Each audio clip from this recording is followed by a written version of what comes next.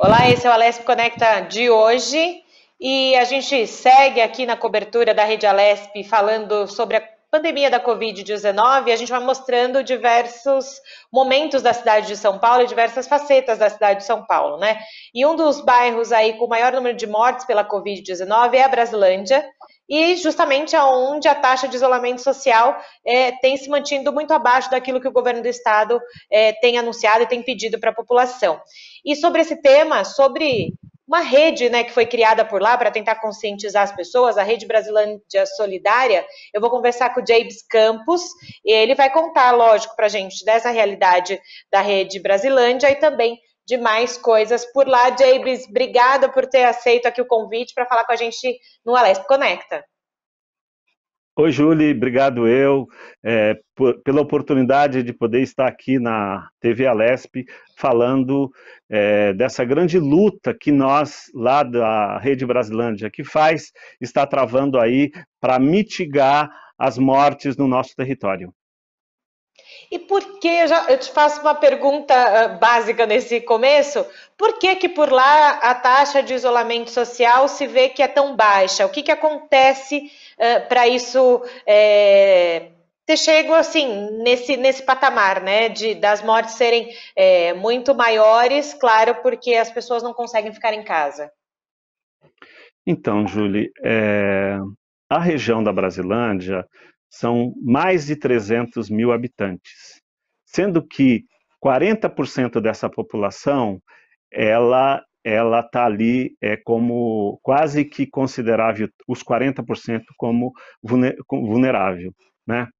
E a grande questão do isolamento social no território, imagine só, uma casa onde você tem quarto, cozinha, separados, com portas, tudo certinho, você consegue, uma família, você consegue fazer um isolamento social. Quando você vai para a periferia, aonde você encontra casas com 2, 3 cômodos, aonde existe 2, 3 famílias morando juntas, onde existe 4, 5, 6 pessoas morando juntos, então fica difícil falar em isolamento social nessa realidade.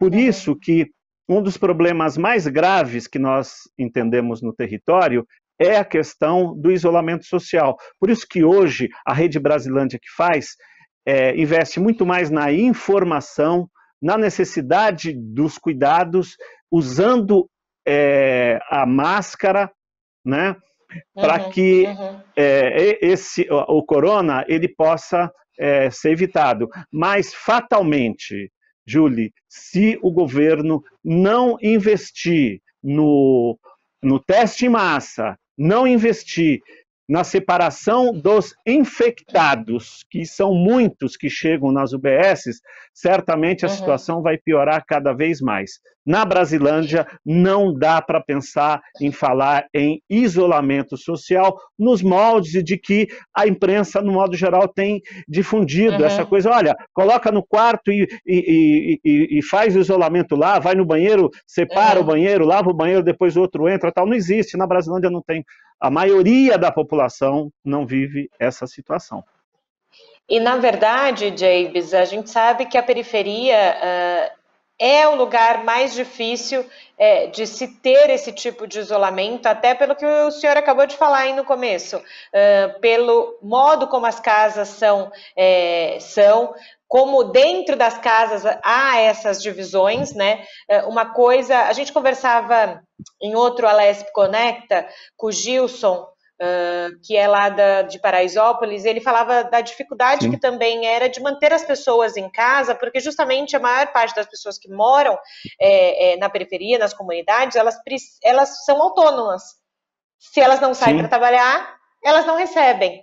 Então, eu imagino que esse equilíbrio, né, do ficar em casa para o ter que sair para trabalhar seja bem difícil nas comunidades, né? E nesse momento, aí vem a Rede Brasilândia Solidária para tentar ajudar essa população.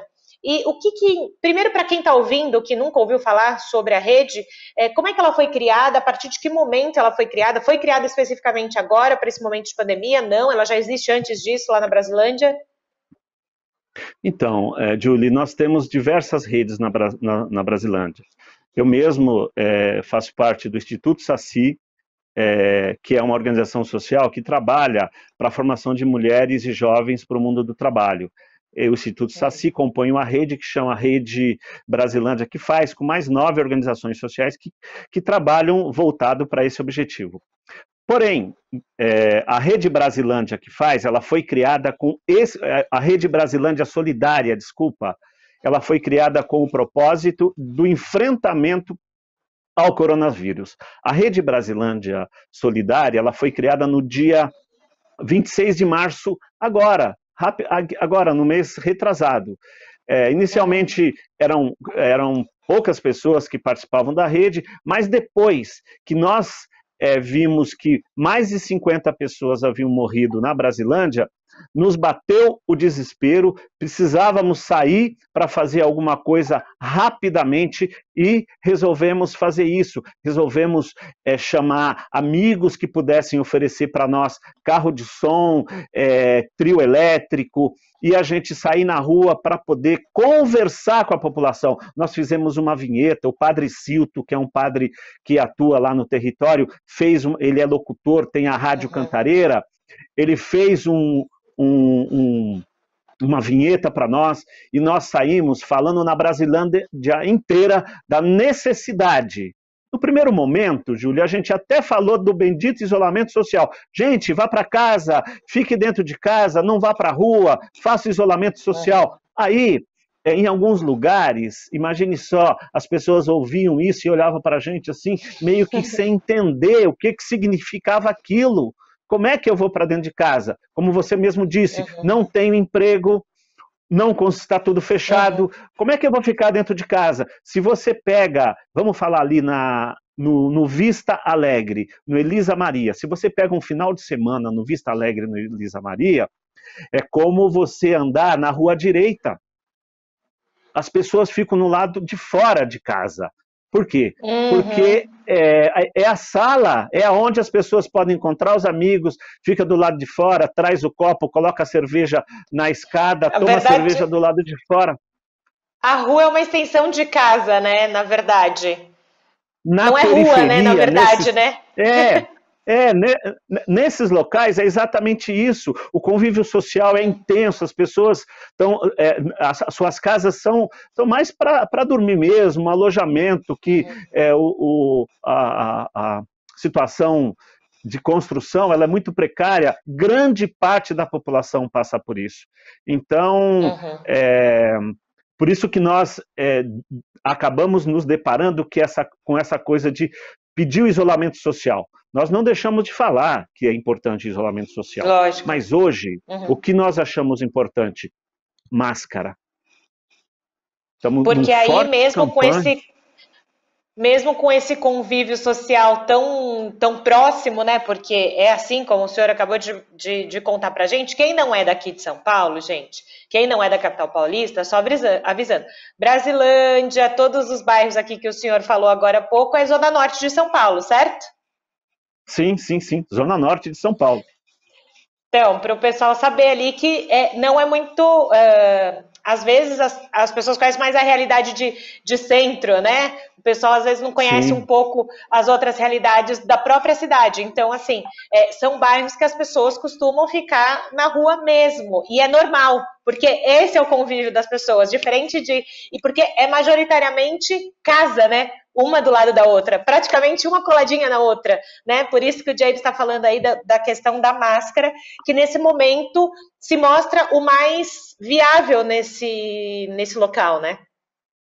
É verdade. Então, são casas, uma do lado da outra, com travessas, vielas, e uma em cima da outra. Você encontra habitações com 3, 4 casas, uma em cima da outra, onde cada uma mora uma ou duas famílias. Então você tem uma área de um terreno normal de 10, na periferia isso é normal, de 7 por 20, você tem morando lá 5, 6, 7, às vezes 10 famílias por conta da forma com que elas se arrumaram, puxadinho para cá, puxadinho para lá, puxadinho para cima, mais um puxadinho para cima, e as pessoas vão chegando, vão ocupando seu espaço.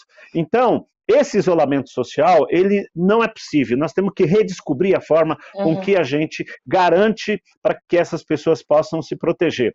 E a forma que a gente está entendendo é o uso da máscara. Porque, veja bem, se uma família ainda não foi infectada, o que ela vai no supermercado, por exemplo, se ela não for sem máscara e encontrar alguém que está infectado lá, ela traz ela se infecta e traz para dentro de casa. Então, o que a gente tem falado? Gente, vamos usar máscara. Por isso que nós estamos hoje, Julie, numa campanha feroz para 500 mil máscaras. Nós recebemos doação agora de um banco, nós vamos receber 100 mil máscaras agora, nós vamos distribuir isso imediatamente para toda a população. Tá.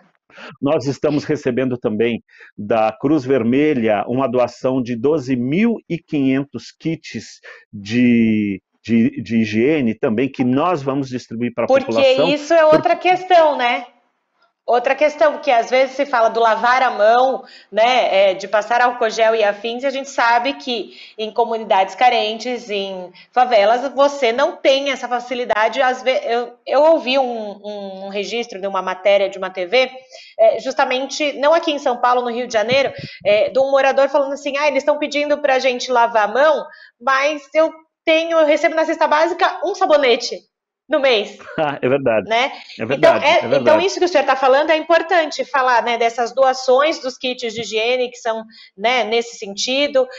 Que bom que a Cruz Vermelha está ajudando, enfim, também esses outros locais e instituições, na verdade, privadas, ajudando, porque tem que ser diferente, né? O olhar para essas comunidades tem que ser diferente. É isso que o senhor está dizendo isso para a gente, né?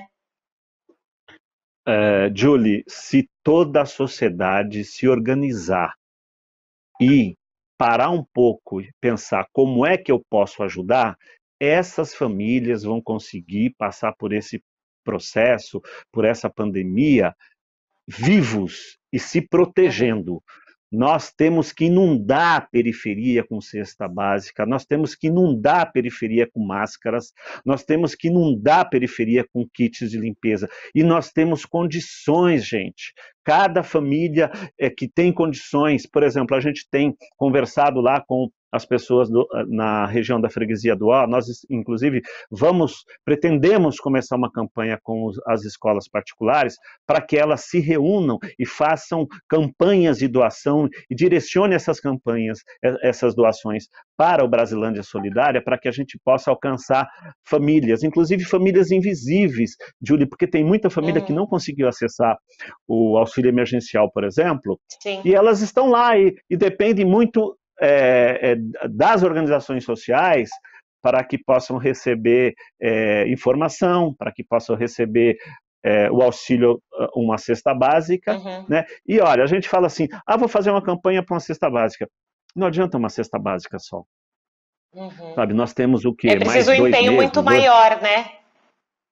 Precisa de uma organização. Na verdade, um empenho pelo jeito contínuo, né? Não adianta algum grupo ou algumas pessoas se organizarem para um momento, né? Nesse momento tem que ser algo contínuo, né? Isso. Contínuo, Julie, contínuo. Nós temos que se organizar e enfrentar essa pandemia até o fim, até com que a gente consiga aí ter a testagem em massa, ter conseguido separar as pessoas que estão contaminadas daquelas pessoas que não estão. Julie, nós precisamos separar os nossos idosos. No território, a gente ainda não tem um local onde a gente vai colocar os nossos idosos. E isso é uma das nossas campanhas também. Nós já pedimos e foi atendido que o Hospital da Brasilândia seja aberto imediatamente. Já começou, 36 leitos já foram abertos. Até o final do mês, ele já tem mais 100 leitos. Agora, nós estamos numa campanha acirrada. Queremos testagem em massa. E junto com isso, nós precisamos dos espaços para que os infectados sejam abrigados fora das suas famílias e também os abrigos para os nossos idosos. Essa é a nossa grande campanha nesse momento.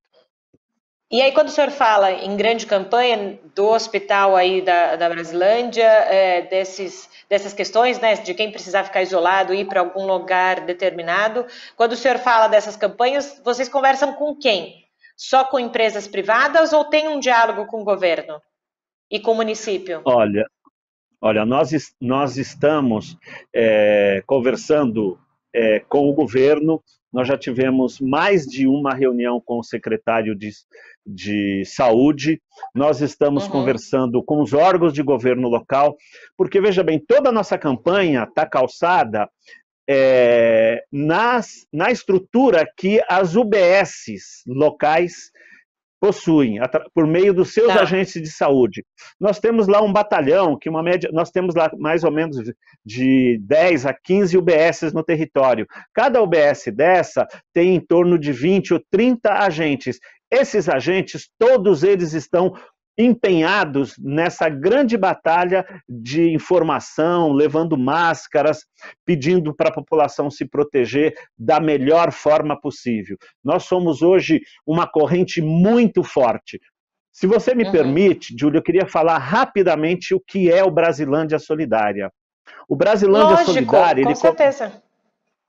Obrigado. O Brasilândia Solidária, ele começou com um grupo de 10, 15 pessoas. Hoje nós somos 300 pessoas que são profissionais de saúde, profissionais da área de educação, da área da assistência. Nós temos mais de 30 organizações sociais que compõem o Brasilândia Solidária. Nós estamos hoje organizados em 9 núcleos de interesse, que esses núcleos se articulam para pensar em políticas de curtíssimo prazo e políticas para amanhã, para ações Uhum. para o dia seguinte, porque a corona está matando a cada minuto. Enquanto a gente está conversando aqui, Julie, certamente algumas pessoas foram infectadas na Uhum. Brasilândia, e se não morreram, nesse momento em que nós estamos aqui conversando. Portanto, nós não podemos ficar pensando em grandes elaborações, nós temos que pensar em ações imediatas e agir. Nesse momento, nós estamos no território trabalhando com informação.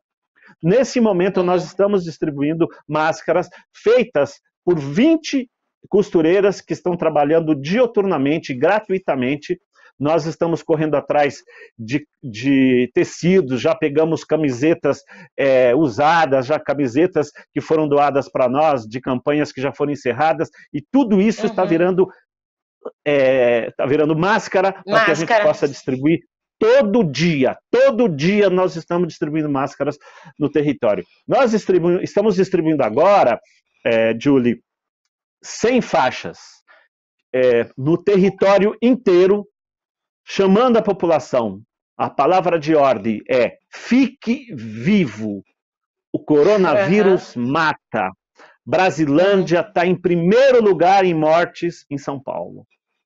E aí eu queria pegar um gancho que o senhor falou agora de políticas, né? De políticas públicas voltadas para essas comunidades mais vulneráveis e políticas públicas de saúde para essas comunidades. O senhor deu uma pincelada aí do que vocês sabem do dia a dia, porque vocês estão em loco, né? Mas o que falta de política pública? O que faltou até hoje de políticas públicas para essa população vulnerável? Então, Julie, você sabe que São Paulo, como um todo, e Brasilândia de uma área de maior falta de políticas públicas na área de saúde, né? Os postos de saúde, em que pese, quero fazer uma declaração aqui pública, queria que você registrasse e toda vez que você puder falar disso, seria fundamental. Temos que bater palma para os nossos profissionais de saúde, eles são fundamentais nesse momento. Os nossos agentes de saúde são da primeira qualidade. Eles que estão fazendo a diferença nessa história. Se não fosse eles, nós estaríamos numa situação muito ruim. Na nossa região, claro, a gente tem uma carência muito grande. O Hospital Brasilândia era para ter sido inaugurado há mais de ano, certo? E ele só foi inaugurado agora por conta de uma situação emergencial. Senão, teria que talvez inaugurado lá próximo às eleições, ou sei lá quando, né? Então, o hospital da Brasilândia, ele vai ter 250 leitos, 150 leitos de UTI.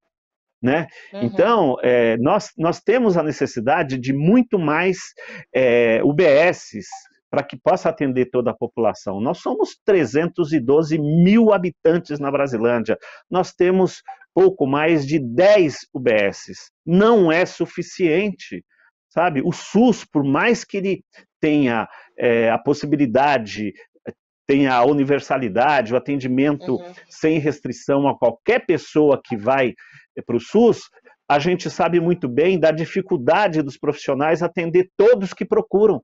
E agora, mais do que nunca, essa realidade tem aflorado.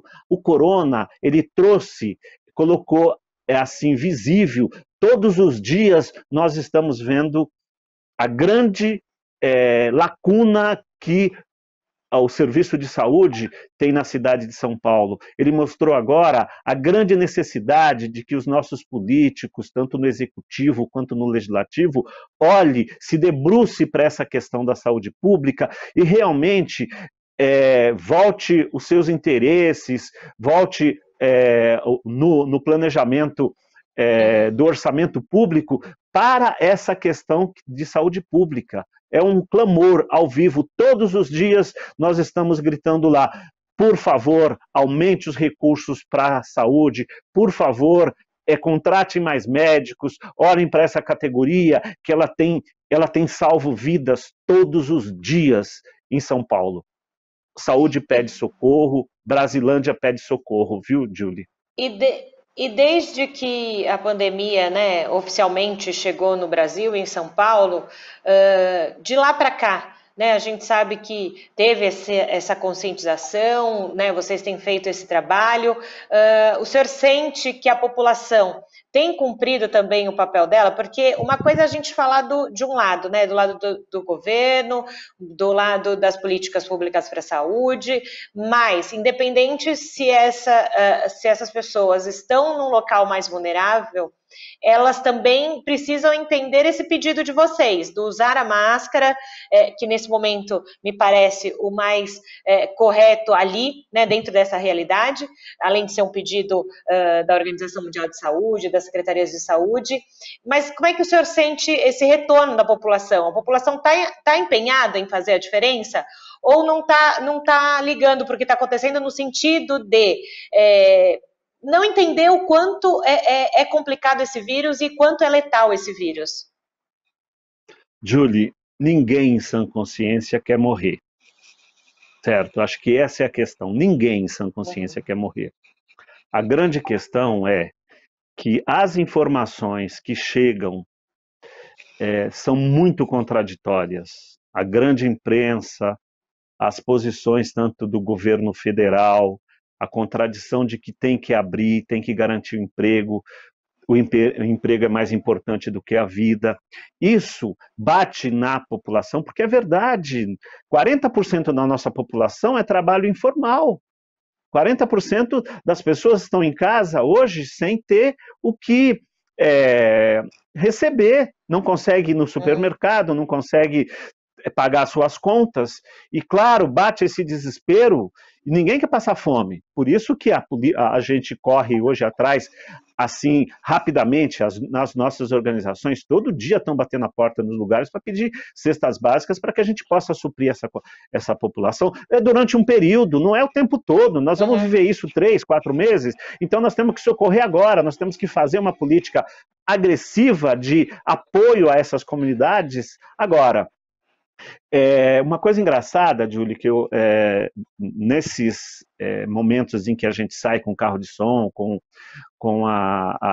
o trio elétrico, a gente tem passado assim, tem coisas engraçadas. Então você vê uma senhora saindo de dentro de casa sem a máscara, na hora que ela escuta aí, ela vira as costas e fala, ai meu Deus do céu, esqueci de buscar minha máscara. E coloca. Muita gente, sim, sabe? Muita gente está caindo a ficha, sabe? Agora, sim, claro, tem uma outra pessoa que acha que não é nada daquilo, eu vou tomar uma pinga, o álcool mata o corona, então eu vou tal, sabe? Então tem algumas coisas, mas não é o total da população. Eu acho eu não acho correto a gente culpar a população pela falta dela de se prevenir. O que falta é uma política agressiva do governo federal, do governo estadual, do governo municipal, sabe? Para que ela possa organizar os seus governos locais. Por exemplo, a Mas eu te perguntei isso justamente porque a gente vê, não que a gente duvide das pessoas, não é isso, mas a gente vê que algumas pessoas ainda não entenderam o quanto é letal o vírus. E eu digo em toda a cidade de São Paulo, em todo o Brasil, em todo o mundo, né? Eu mesma aqui no meu bairro, eu saio, eu vejo gente indo com criança no meio da rua brincar, sem máscara, sem nada, achando que nada vai acontecer. Então eu digo, também é a consciência de cada um, né? Não tem jeito. Se as pessoas não se conscientizarem, você não consegue fazer as outras coisas. Por isso que, nesse sentido, a gente queria entender de como está sendo também o feedback, porque é difícil ver alguém dos seus passar por isso, morrer, né? A gente imagina que muita gente já tenha sofrido isso de perto aí, na Brasilândia. E aí, o senhor falou, né, das doações que tem que ser intermitentes, né, contínuas. Para quem está ouvindo a gente, como é que faz para ajudar, como é que faz para doar, nem que seja cesta básica, ou seja o seu tempo de fazer a máscara e levar depois lá em doação, como é que a gente faz? Então, nós estamos aos poucos construindo uma grande rede de solidariedade.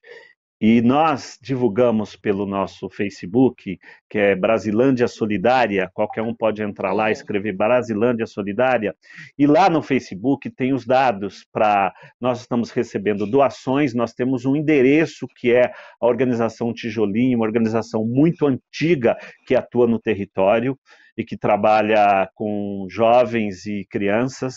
Nós disponibilizamos também uma conta bancária para que quem de longe, nós recebemos dinheiro até de Portugal, para você ter ideia, o morador da Brasilândia, vendo a nossa campanha, foi lá e depositou uma ajuda na conta. Então nós estamos recebendo nesse caminho. Nós vamos fazer agora aquela vaquinha virtual, aquela vaquinha na internet, para que a gente possa também trabalhar com objetivos. Nós queremos construir 100 mil máscaras, queremos... Mas a porta de entrada, até para facilitar, é o Facebook mesmo, da Rede Brasilândia Solidária, é isso? Que é o mais popular, né? O Instagram também é importante. Que é o mais fácil das pessoas. Mais fácil. Exatamente. Lá tem o telefone... Eu pergunto isso... Desculpa, eu cortei o senhor, pode falar. Não. Lá tem telefones de 4 pessoas que estão, inclusive o meu telefone está lá disponível para que as pessoas que tenham alguma dúvida possam tirar. Nós produzimos, depois eu até quero mandar para você, Julie, um documento que chama, vou até mostrar aqui rapidamente, que é esse porque a gente já está terminando o programa, por isso. A gente está com poucos minutinhos. Tá bom, só vou finalizar. Vou mandar esse documento que tem uma série de informações importantes para que vocês possam ter mais conhecimentos, né? Sobre lógico, essa grande... E eu agradeço o senhor, eu sei que a gente acha que meia hora é rápido, mas quando a gente devagar ou muito tempo, né, na verdade, mas quando a gente está no bate-papo aqui, vai muito rápido. Então, assim, primeiro eu gostaria de agradecer ao senhor Jabes Campos, integrante aí da Rede Brasilândia Solidária, contando para... Jabes, olha eu, falando errado o nome da pessoa, não pode. Normal, já estou acostumada. Aqui no Alesp Connect eu já falei alguns nomes errados, ainda bem que o senhor me corrigiu. Mas não tem problema, é assim mesmo que funciona. Mas agradecer o tempo do senhor para contar para a gente uma realidade que muitas vezes não é vista oficialmente.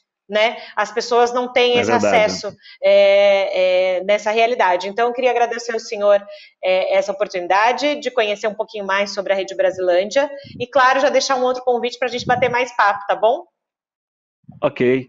Olha, eu quero agradecer essa oportunidade. Para nós, Julie, isso é fundamental, para que as pessoas possam tomar conhecimento. E eu tenho certeza de uma coisa, a sociedade, ela é caridosa, a sociedade é boa, e só precisa ser informada e ter confiança nas pessoas que estão na frente dos trabalhos. E tendo confiança, eu não tenho dúvida que a sociedade todinha brasileira, paulistana, vai se organizar e ajudar essas famílias que estão precisando nessa hora. Muito obrigado pela sua disposição, muito obrigado, Alesp.